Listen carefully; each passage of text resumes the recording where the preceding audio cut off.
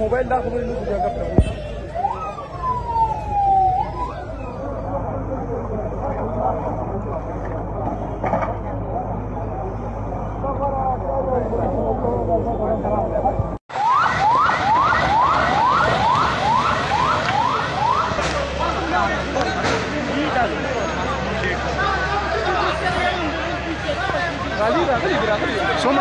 बड़ी चीज पे किस वक्त ना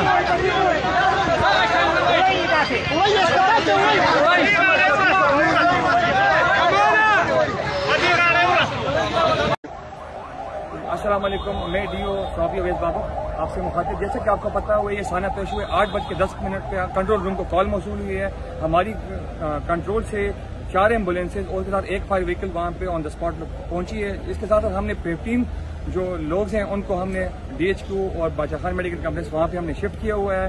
फर्दर ऑपरेशन हमारा जारी है। जैसे इस इत्तलात के मुताबिक 25 कैजुअल्टीज हैं, 24 to 25 कैजुअल्टी हैं। डिटेल का जो इन्फॉर्मेशन है वो हम आपके साथ कंप्लीट शेयर करेंगे। ऑपरेशन अभी जारी है।